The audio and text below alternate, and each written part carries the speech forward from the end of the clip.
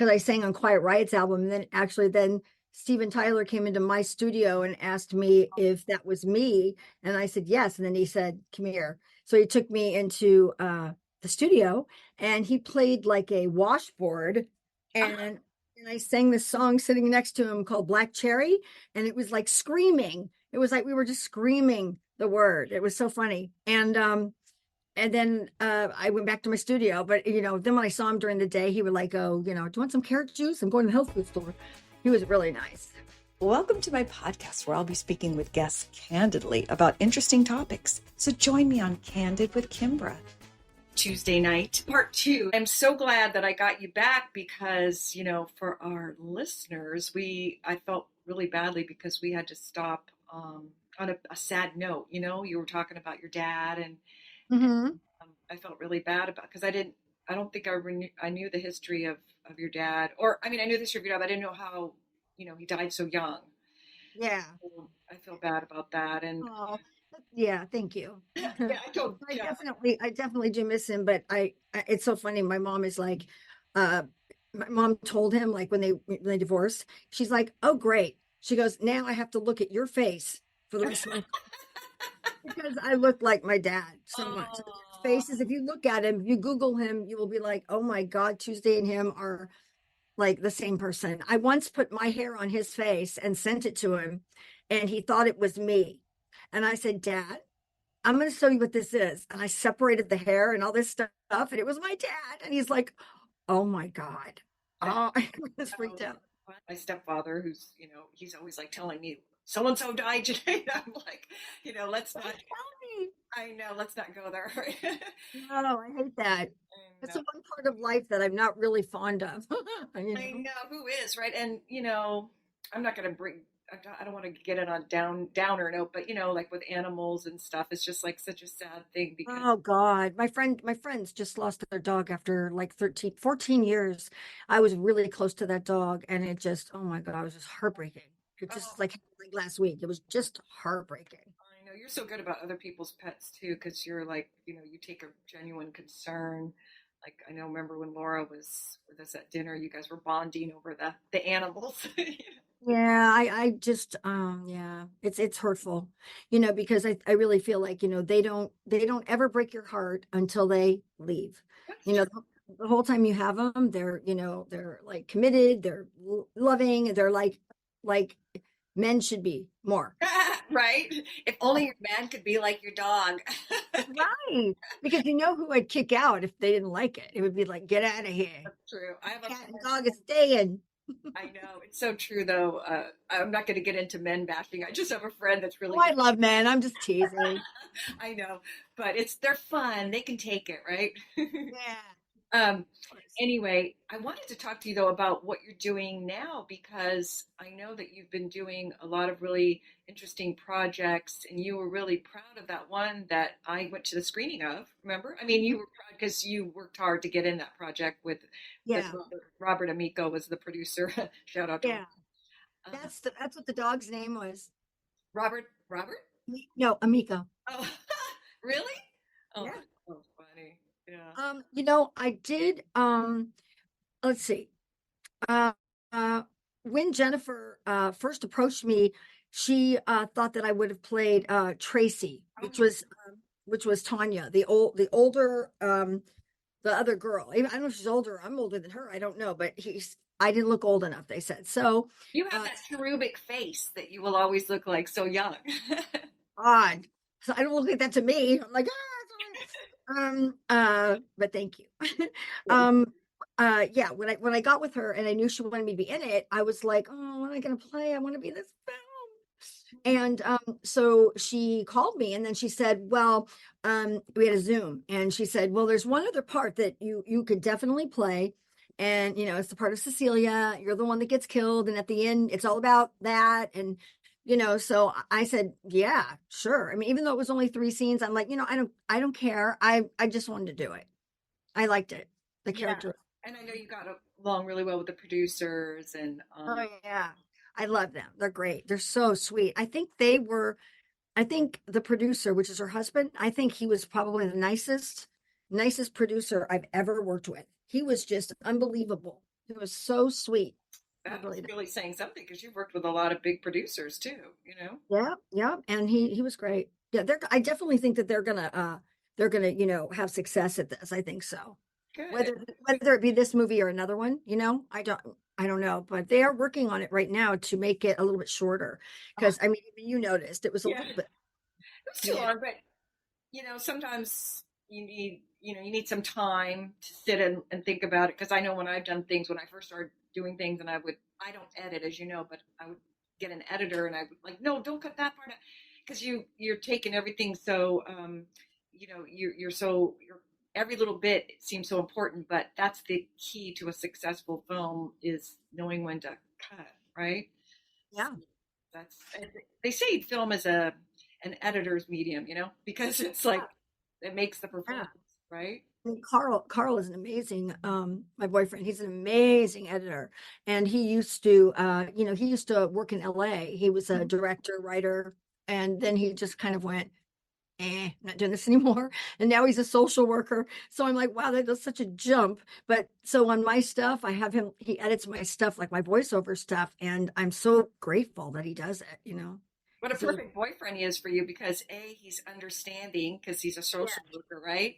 But yep. B, he knows the industry and he knows how to help you when you need it, you know. Oh God, yeah, he really does. I mean, he's on it before I am. Like, have you tried out for this one? I saw this movie, and yeah, he's very helpful. Oh, that's great. You're lucked out, and he's really good to your mom too.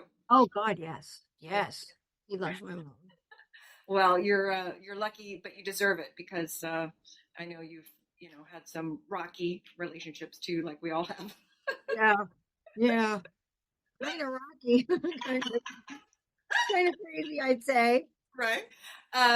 Okay, so now I've heard some great things about some music that you're doing lately too. Like Jeff was telling me about this guy that you're working with. I don't know if you can say anything about it yet, but Oh yeah, yeah, Denny. Oh yeah, he's great. I actually, when I was in Kentucky, filming a movie called Daylight to Dark, mm, it he was on the scene, and he was the music guy, mhm. and we just hit it off like amazingly, and we've been in touch this whole time since I've been back, and I sang a few songs there that he wanted me to do, and I guess he didn't think that I could do them. Like he said, I knew you were a good singer, but like I didn't know you could do this. And I was like, wow, I know it's okay. I didn't know you could do that. And we just got along. But I did a version of Nightmare, which is, the song on Nightmare on Elm Street. Mhm.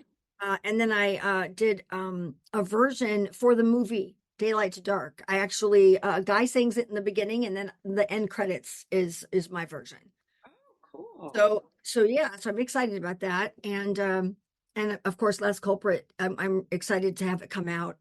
Um, and it's been weird. I've been doing voiceover so much, and I'm just like, I've gotten a few of them, and it's a very competitive business. I feel like it's even more competitive than acting, you Yeah, know? it is because I've done a few things too.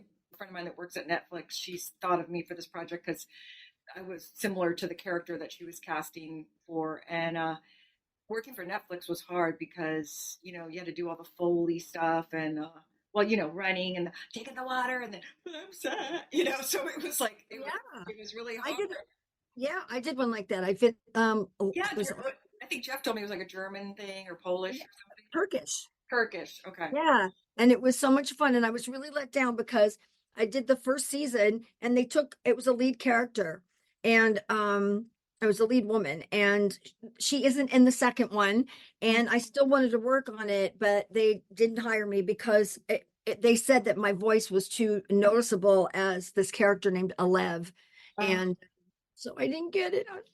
I know. I was telling Jeff, but he told me you said the same thing. I love doing voiceover stuff because you just go dress comfortable. You don't have to worry. Yeah, you don't have to look good. Oh no, I love it. And you don't have to like memorize 10 pages for That's like, true because you're like right in there. But it's and oh, I have a funny story. When I was doing the Netflix thing, the guy that was the engineer was Mhm. a fellow student of a friend of mine. We went to music school together, so he helped me a lot because it was my first time doing a real big voiceover job, and so he was like, using these musical terms. He was like, more staccato, and Oh yeah, yeah, yeah, he was yeah. trying to like, remember our music school days. But anyway, so that was good. But yeah, it is. I feel like it's more competitive too. I feel like because there's just, well, really, in my opinion, it's strictly from your talent too. I mean, in a lot of ways. I mean, also, you can also get jobs through knowing people and stuff, but if you don't match the sound, and then you have to be able to do certain characters really well, you know a friend of mine, Leah Sargent, she did all the anime stuff, and she would send me these audios where she was sound of a little boy. She made the voice of a little boy, and she was Oh really yeah. a character. You know. Oh yeah, I've done some of those too. I've done like a little boy talking in the teddy bear talks. I've been the teddy bear, and that was really fun. And I did a spot for Warby Parker Mm-hmm. that I'm really proud of because they put John Lennon in it. I'm so happy the music came on. I was like, oh my God, it's John Lennon. I freaked out Great. because he's my favorite. I know. We He's talked about gold. the last time. Yeah. It Uh, always comes up. the Beatles, they always come around. Telling ya. Wow. Um, so now, what's your plans for the future? Like, you want to just keep doing more music and getting, Well, more I acting? want Yeah, I want to do music, but I have to say that the music is I definitely when I do it is 100%, but my true love I think is acting. When I can do both, it's amazing. And Rennie Harlan is the one that really gave me that start because, I didn't even know that Nightmare was going to be the title song until I was sitting in the theater. So you can imagine my Jaw. jaw. Yes. It That's was a amazing. I know. I was so grateful for that. And, the way it is even now, I mean, I'm still doing things for Nightmare on Elm Street. It's funny. It doesn't matter all the work I've done, all the projects that I've done with like, bigger people like Billy Bob Thornton and Robert De Niro and Drew Barrymore. I mean, other people, they don't mean anything. Okay. It's just Nightmare on Elm Street is like the only thing that people know me from. It's Oh, crazy. well, Once in a while, somebody will say, oh, I saw Mistress or something like that. And I'll go, oh, yay, somebody saw it. it's a double-edged sword because the thing is, yeah, you have done all this you have a big body of work and, probably stuff that you're very, very proud of. But on the other hand, it's like the Nightmare franchise. I mean, at least, you have a niche that you'll be remembered for, but you're still Oh, young. yeah. You're still young. So, there's other work that's going to come, maybe something else. Oh, yeah. I mean, I love Nightmare. I don't mean it in a Sure. negative way at all. I mean, I'm grateful to be a part of it because, it's helped me, survive a lot of years. Because we do these conventions and the conventions are, I mean, I have made a lot of money in conventions and, we got just like scale when we did it. And we just didn't know that it was going to be like this successful thing. We thought it was just going to be, oh, this is a little horror film like Nightmare, the first one. And, hopefully it'll be good. And as a cast, we used to go to theaters where it was playing and, Really? and sit in the back row. And I mean, if anybody would have turned around, they would have freaked because we wanted to see the reaction. Right, And right. the reaction was great. And we would go to these theaters and like hide in the back. It was really fun. It was fun. I know. Fun to be part of all that. Yeah, so I'm grateful. I mean, I have nothing bad to say about Nightmare. It's great. I'm not. I am. Let's see. How do I say this without being mean? You're Um. about it. It's it. It's not that. I don't like the cast members. I do like them, but there was a Never Sleep Again was a documentary that I know you know Oh, about. right. And it was I was sick, I had cancer, and I had to do it at that time. They had to have it. I had dark hair, I was swollen, it was terrible. The medicine that I was taking is called tamoxifen, and you'd have to take it for breast cancer for 5 years. 5 years. It made me gain like 30 pounds. And so I don't like to look at it because it does not look like me. And basically the cast, nothing to do with my look, the cast like insulted me the whole documentary. It was like, oh, Tuesday came along and she was the queen bee. Rennie Harlan and her were having an affair. Oh my God. I mean, everybody said I was a diva and that I could change the script and that I changed people's scenes. And it was like, oh my God, it really hurt my feelings when I saw it. I cried. I was really, I couldn't believe it. It was my Oh, you first. mean they said this in the documentary? You mean they were saying all? Yes, Oh, I didn't. yes. And even one of the girls, Toy, that I hung out with all the time, she would like go with me to the set when I was working. Mhm. And and even her. The only person that didn't say anything about me that was bad was Andras Jones, who I love and is a good friend of mine, and also Rennie. You know, at the end of it, Rennie goes, "Hey," he goes, "Nope, we never had an affair, but I wish we did." You know, so That's that was funny. But oh funny. no, I hate that. I don't, and I really don't. I really don't. I don't know. I just feel really I'm weird sorry. about it. I'm sorry that you had that experience, you know. And I told them all, and guess where I chose to tell them? On a podcast like this. So, They were all sitting there, and something came up in me. right. Something must have happened where they mentioned it or something, and I was like, okay. I just went "Ugh," all over, and I felt good about it. I was like, yeah, you did that, you know. Terrible. So You anyway, you mentioned, they're a group, but I'm not really in that group. That's what I'm trying to say. well, maybe it doesn't sound like a group that I would want to be a member of, you know. Yeah. And they all are very like into uh drinking and that sort of stuff, party type stuff. And I am, I've never even been drunk. I don't even know what it's like. So I don't drink. And it was just weird being around that. Too bad. I mean, God, I hate to hear stories like that. It's like, acting and is hard enough, and we don't need our fellow actors to like say things. And plus, you're going through. I didn't. I guess I don't remember that you had breast cancer. You know. Yeah, I did. It was 2011, I think. But I was really lucky because I had something called DCIS, Hmm. which is right before stage one. So and it's encapsulated. So I just had to have a lumpectomy. I didn't, thank God, have to have a mastectomy because I that would be Oh, hard to deal with. sure, of course. I'm so sorry. That must have Oh, been thank you. horrible. I mean, you must I'm have. so lucky though. I'm like in remission like how many years? It's been like Well, it's been, you said 2011. uh-huh. It's been at least 12, 13 years, Yeah. And right? it's funny, once you've had it, even though it's like in remission, you always think when you go in, like when I go in for my mammogram, I'm always like, oh God, it could come back. Um, but I've been lucky. Thank God. Yeah, knock on wood, thank God. So you mentioned Andros, and I was, the funny story, I was singing at this wedding, and I think he was there. I think he was, my friend Sarah married Oh, this, that's right. He was playing music there, right?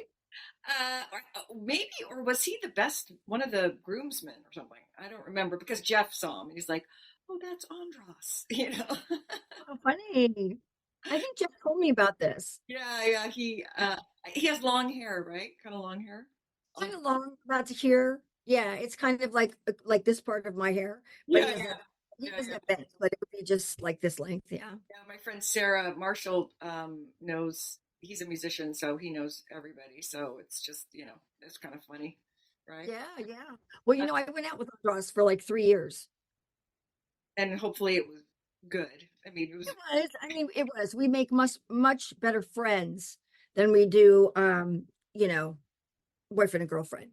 But it's funny with me. I'm pretty much friends with everybody I've ever gone out with, except for two people. And that's I think it's better than we've made friends. And so it's I think it's better than being like, I don't want, I don't want to see him.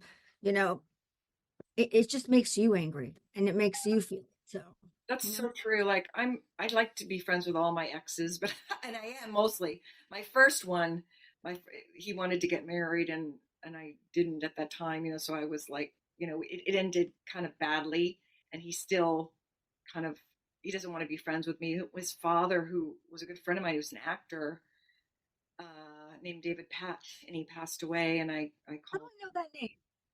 David It Pat. sounds familiar to me. He was in David Patch was in The Producers, you know, the with Mel Brooks. Mel Brooks, Uh-huh. who Yeah. was the producer of The Producers.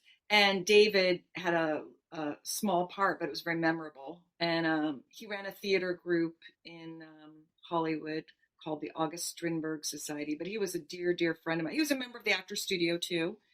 And Oh, he introduced Peter, his son, to me. And, you know, we have a lot of fond memories, but, you know, he didn't really want to be friend. I'm probably going to cut this part of the podcast, but you know, I you have don't have fun. to. I You don't don't have have to because this to, you makes you know. look really real and cool. Yeah, that's true. But Peter, if you're out there, I want to be friends. No, I'm kidding. Yeah, come on, be your friend. No, he just got married actually, and I'm happy for him because he married. I don't really know the woman, but she seems like a really nice woman. Like she's a, what do they call those? The people when you go to the drugstore and you get your prescription. Blah blah blah. Pharmacist? Yes, she's a Pharmacist? pharmacist. Yeah, and I was like, don't blow this one. You know, Yeah, yeah. he's got a Well, good job. it's good they're in different business. Yeah, You know what yeah. I mean? Peter was a dancer, and he was really good. You know, his family is a neat family. His brother Lewis wrote "Bird on a Wire," and Oh, yeah, okay, with Goldie Hawn. Yeah. and he wrote, gosh, a couple other. Uh, he was a good screenplay writer, and his family was really. It was my first time dating someone from a family that was super artistic and just totally in the arts. You know, Yeah. he was a real. He still is a real New Yorker. He lives in Midtown, and he's like a New Yorker through and through. You know? Yeah. Those New Yorkers, they're you know, there's something about them that are really that's you know, I used to date only New York men because they're so different from California men. Oh, I bet. Oh, yeah. I know. I really find that, like, I mean, this sounds really nutty, but I think that Jewish men are like very different with their women. They treat them better, I think. Uh-huh. Um, Carl is Jewish. I mean, Right. just guys that, I mean, first of all, Carl is different, a whole different being than anyone I've ever gone out with. I've never been treated this way. Um, Never been taken care of like this. I'm not used to it because I used to take care of all my boyfriends. Right. So because I was the one making money, I was the one working. I mean, it was like you got to buy your own underwear. Come on, Right. I it know was. our mutual friend has told me Mhm. that. You know, he said that you always take care of people, and so it's about time that you have somebody that's really taking care of you. And it's funny, my friend Lori Rubin, I'll say hello to her now on the podcast. She's Jewish, you know, she always says that. She goes, Jewish men are the best. Yeah, they are. I know. The Yeah. other ones don't even want to buy their underwear. I, Who does? I had a boyfriend once that said that he wasn't Jewish, and he'd say, "You Jewish men, you're giving us, what did he say? You're making I us think look." it's a bad name. Yeah, Oh, he's yeah, like, you're making yeah, us look bad. Like we got to step up. yeah. They got to step up. So, yeah. Well, anyway, so you acting is your first love, but Yeah. music you still want to do. Well, it's in your music's in your blood too, though, because of your dad, don't you think? Oh yeah, yeah, definitely. I mean, that's why I say that it's just a weird thing when they say, "What do you like better?" Because that's one of the main questions I always get asked in interviews and stuff. Like, do you like acting better or do you like music? And I always say, when I'm doing music, it's Mhm. 100%, and when I do acting, it's 100%. So I Right. can't really say. Even when I feel weird when I say I like acting better. Still, I still feel weird because I think that my music and my acting are like kind of combined. Sure. You know, Yeah, it's and kind you've done that a few times where you've been in acting parts where you got to like with the thing with George Clooney, you know, the Yeah. Oh yeah, that was just so amazing. And back well, in those days, like the 80s and 90s and stuff like that, it was I mean, I worked constantly and it was different then with all the casting directors and all this kind of stuff. And they actually had a say in who they wanted to choose, where now it's like the big-handed woman. No. And now, and now it's like, now they don't have any say. And it's like, okay, this producer has to say, and that's it. You know what I and and I've also heard too that it's all about your not all about, but a lot of it is about your social media following. mean? Yes. And Oh, yes. I remember when I first started going out for commercials fairly recently, where they would say, you know, you got to we're hiring people that have X amount of Instagram followers or Facebook followers or whatever it is, you know. So Okay. that's hard too because that's like a constant job. Is I know, I'm terrible at it. I wouldn't have a job ever. I mean, if that were really true, because, but it's now it is true because sometimes in a audition, or getting ready for audition, you get your stuff and the script and all that. They'll say, and what is your handle? I'm Mhm. like, uh, handle is on, I don't know, my What am car. I? What is that thing? The trucker thing? What's your handle? Yeah, what's your handle? You know, no, I didn't know the hell what they're talking about. Okay, what's my handle? I don't know. It's your name. Okay, all right. So I Right. looked it up. I don't know. It's so weird. I know. Well, you got a pretty good Instagram, but you have somebody that helps you with it, right? Yeah, Or well, yeah, my friend Mikey helps me with that. And Denny, the one I met, has really helped me with TikTok because I personally like some of my friends are on there. A lot of my friends are on there. And I'm not that kind of person that is like, hi, I had a hamburger today and it was so good and I drove a red car. right, And it's just funny to me when people say those things like on Facebook or anything. So TikTok, the only reason I kind of knew about it right. was this guy called me up and he said, my friend, and he said, Tuesday, your dad's song is like viral on TikTok. And Really? I was like, what? So yeah, it's called Lonesome Town. I don't know if Yeah, you I know it. love that song. Yeah, Oh, I that- do. that's so good. Yeah. Thank you. Um, and my dad was like my hero writer. I I mean, he wrote The Wonder of You. Come on. I know. I remember you told me that, and my friend Rick, who hires me at the American Legion, which is a really nice American Legion, by the way. It's a historical building from the 20s, and Ooh. they do. Well, when you're back to LA, if I'm ever down there, you should come down. But anyway, Ted Turner, the film festival, they do it there. It's got a beautiful theater. But because Wow. when you say you sing at the American Legion, people are always like, oh, it's a bunch of retired soldier, But it's a really nice, you know. People always say a bunch of crap. You just can't listen to anybody. I know. No, Yeah, that's what my it's friend said. funny. I invited her down. She's like, "What do I want to? It's going to be a bunch of old military people." That's so funny. But I was going to say that the reason I looked at TikTok was because of my dad's song, right? right, And it was so weird.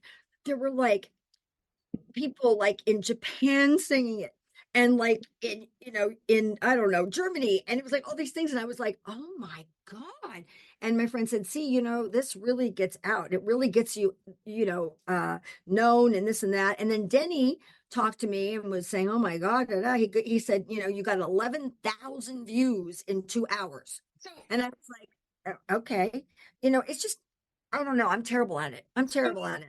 I have no social media. I just have a picture.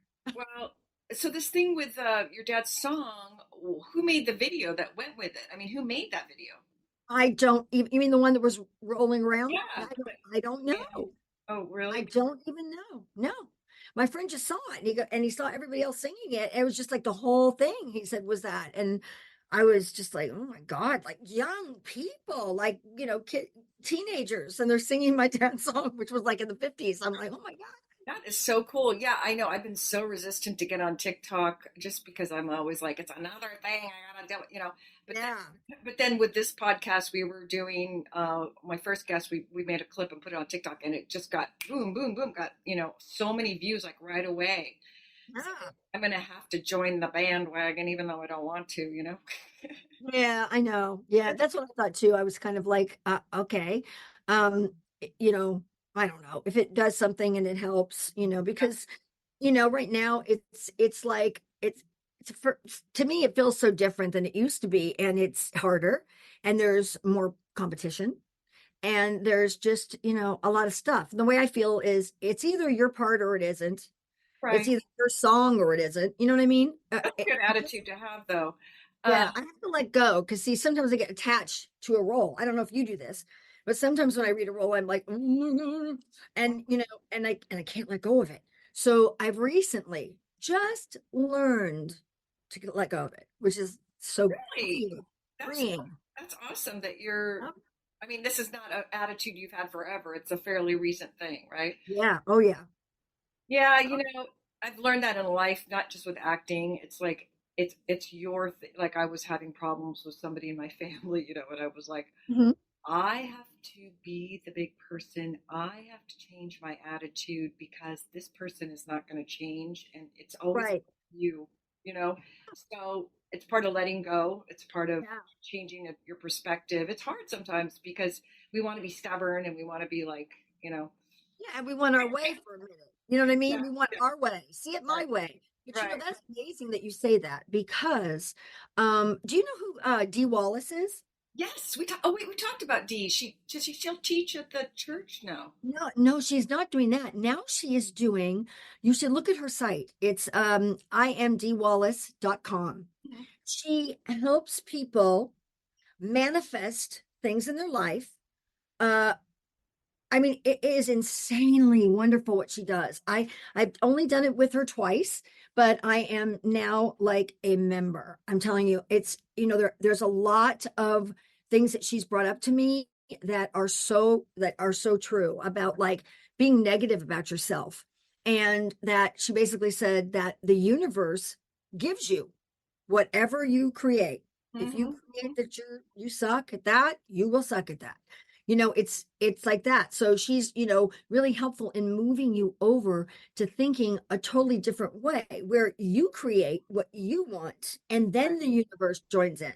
Right. You No, know? I agree with you. I mean, I'm trying because my one friend, she's like you. She wakes up every morning. She's recently gone through a lot of things, personal things, and she was like, I wake up every morning and go, such and such is only gonna her name. I'm not gonna say her name is Oh only yeah. having good things happen to her today, and she's it's like you got to start the morning or what the afternoon or whatever it is with that positive.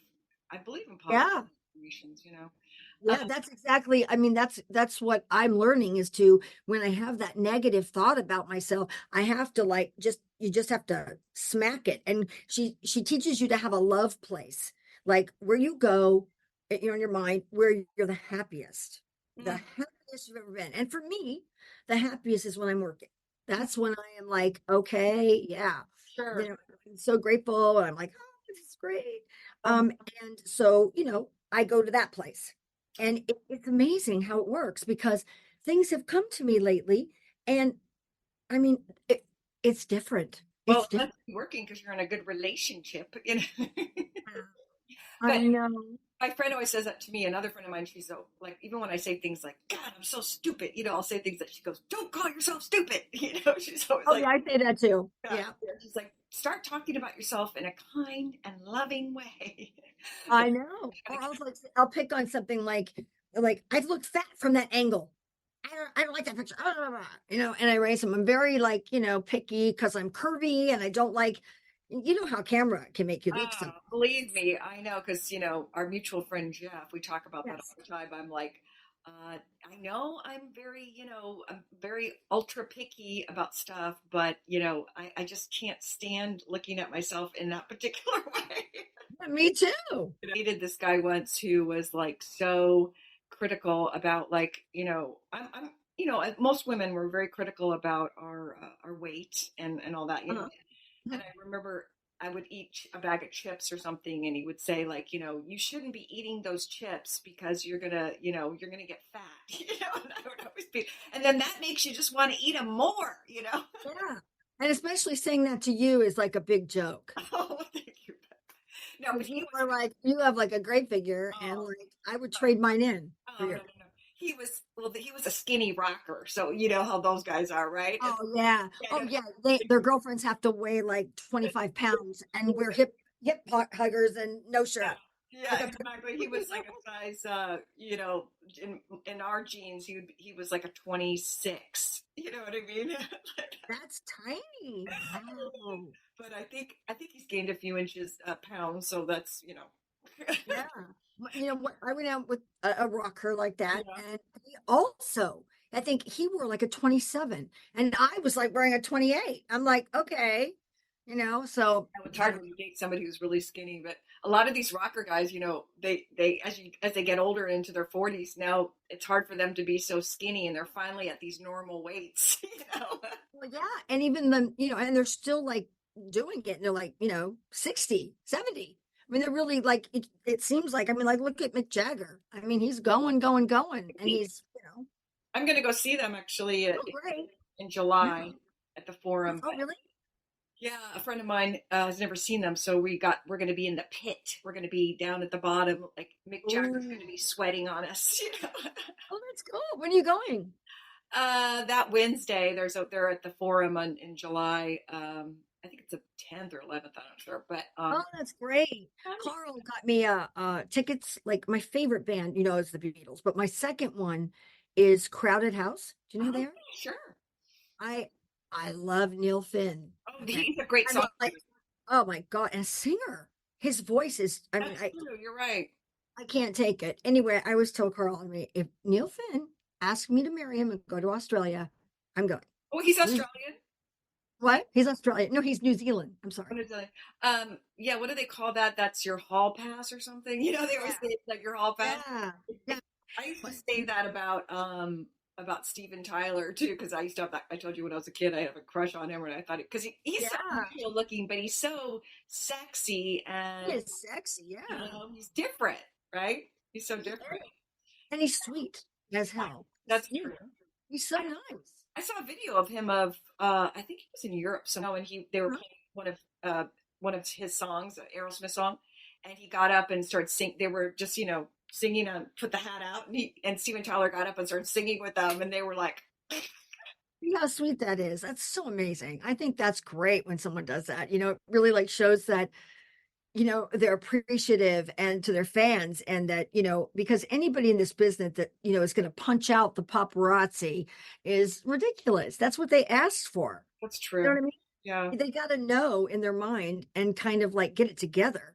This is what I do. I can't really help it that people are attracted to me and want to, talk to me or whatever. that's so true. Yeah, and I was just watching this thing on Netflix about Anna Nicole Smith, and it was like Yeah. she had this total like she worked with the paparazzi because she wanted to build her Yeah. career, but it was such a sad documentary. It was like poor thing, I was I think I it's know. I think I've seen it. It's sad. yeah, well, it's sad because I never was into drugs. I drink a little bit, but I never was into drugs, and so but Me either. Me either. Never. I never tried anything. The only thing I tried was marijuana, like once, and I was like, "No way! This makes me freaking paranoid. I cannot do this." I know. And laugh and laugh. I just said, "Okay, I can't laugh anymore." And I just want to eat, and then I get all Yeah, exactly. I'm like, what's this? This is not good. But so Yeah. I've never been, I don't have an addictive personality, but I've been around a lot of people that have almost died from drugs, and it's just so sad because Yeah. I guess people that are filling a hole of some sort that they're not, my friend calls it self-medication, self-medicating. Yeah, I've had like a lot of just experience with that in a way because I've had serious back issues and neck Oh, yeah, issues in the last year. sure. And I've had like 3 procedures done. And I'm telling you, I tried to take everything else to take away the pain. But you know what? You get in a situation where the pain pills, opiates, whatever, you have to take it because it won't go away. And then you get to the point where I got to the point where I'm like, look, I don't want to be addicted to this. You Right. know, I've got to get rid of this pain. So that's why I had like 3 epidurals, is because I'm like, look, you know what? And I just cut down and down because I don't want to be like that. Because one day I was without it and I thought I was going to die of pain. It was terrible. Oh, I'm sorry to hear that. Yeah, I think Jeff was telling me a little bit about that. So are you okay now? I mean, are you having, Um, yeah, I'm okay now. I hope that we get to work together eventually, because I know that we Oh, talked about, oh, we're going to. We're going yeah, to in Dagger Dust. It's still happening. He like, lets me know every couple of weeks what's going on. And basically he's talked to Shutter and a couple other places that were interested, but Shutter, I guess, wanted to do it for a certain amount of money. And Aaron was like, I don't think I can do that. But oh, I they wanted to give him a smaller budget than he, yeah, oh, yeah. I know that. So he's talking to other people, but I said, if you get to the point where nobody, go there. Like, True. no, That's true write because each other. and I told you this before. I can help. I mean, we can all help. Like I can help pull resources because I'm good at finding people to do stuff for I know you are. I would love that. I on a mean, shoestring we would, budget. yeah, and we would give you, a producer credit. I'm a producer, so I can, if I, I would definitely bring you on as a producer. Oh, thank you. No, I do like producing. I know Jeff and I, excuse me, always talk about it. He's like, I hate producing, but I I like it. don't like it either. If Uh, I'm in the movie, I'm not right. crazy about it because Well, it's wearing two hats at the yeah, same time. it's Yeah. hard. It's hard. I did produce and act in one thing. Pretty much that's the only thing I ever produced and acted. I've been in live shows where I produced. It is hard. You're right. But Yeah, and especially when you have another mutual friend that is no longer our friend, I yes, think. yeah, Oh my God. that You have was. to be really careful about people like that. Oh my Oh God. God. Beware, podcast listeners, beware of the sharks, Yeah, beware of the people that will bite your head off Yeah. and take your role and your movie. Yeah. Life is too short. I have a lot of friends. I don't want to be friends with people that I can't trust. You know what I mean? Yeah. Oh So, God, no. I guess I have a lot of acquaintances. right. I don't really have a lot of friends that Right. I would trust. Well, maybe that's, Maybe I could trust them if I give them a chance, but sometimes I'm a little scared to give them a chance. well, I think it's better actually to have a smaller group that you can really trust. But I think because I'm an only child and I So am feel I. that's right. You're an only child too. I don't know. I think that's why I lean on my friends a lot because I don't have any brothers or sisters to talk Me to. too. Hmm. I have one aunt and she lives locally, but so anyway, but as we do get older, I feel like we should maybe make the circle a little bit closer and not just because there's if you can trust people, you want to hang on to those people, like hang on to the people that you can trust. So I'm learning not to have so many friends, but just good quality friends. Friends are hard to find, but I probably have. They say that if you have uh five, five, you're in good shape. That's true. That's true. Um, I think we have to wrap it up because I have dinner plans as usual. But what do you Yes, do? you do. Yeah, Well, I would still like to get together with you when I come to LA. I want to definitely see you. I know, and I know we didn't get to spend a lot of time because you were at your premiere. Well, it was a screening premiere. Yeah, yeah. You never can talk at those things because they're so crazy. I know. The Miss Knight, we want to take pictures. I know, and I'm like, because I know they'll turn out weird. Oh, Like, you have to do this angle, okay? No. You're funny. You're like my friend Lucia. She's always like, "We got to do my right side." Oh, yeah, but it's like important. Yeah. So okay, I would love to. Let's make like a dinner Yeah. plan. When are you coming? Well, when are you? You're coming out soon, right? I Pretty soon. think I'm going to be coming out at the end of July. All right, doll. Listen. Have a great dinner or whatever. Are you guys going out to dinner too? Yeah. No, he makes dinner like every night, so it's ridiculously. God, a man that cooks, you gotta love it. I love it, and can use tools. Unbelievable. Wow, he's a man, and he's good to your mother. Yeah, that's the main thing. I know, and she loves it because she was like, her boyfriend's so nice. Oh, I know. Everyone around me, like even my friend Mikey, hates everybody that I go out with. Everybody in my whole life, and then he can't say anything about this. He's like, What do you say? I mean, he hasn't done any. I mean, he can't. Carl's never done anything that you could say negative about, right? nope. And he's still. We've had like misunderstandings, like, Sure. but never like fights. You know what I mean? Like I've had with other men, other people I've gone out with. Sure. But we don't fight for some reason. Well, Just maybe because he's intelligent, but also he's in social work now, so he's probably learning how to use his skills to you know what I mean, not debate, but to argue in a constructive way, right? yeah. Oh yeah. That's what He's he's being trained for, right? yes. Tuesday. So thank you so much that I'm glad we got to meet again because I really hated ending on that bad note, and this actually might be 2 podcasts because it's so long. It's okay. You can just combine, cut it off, and choose the parts you like. Yeah, it's either going to be part 1 and part 2, or just we're going to smush it together. Yeah, that's okay. They'll be like, wait, she didn't have bangs there, but she I know. does here. I know her hair's shorter there. What happened? I know. So funny. All right. Well, go to dinner and thank you for having me.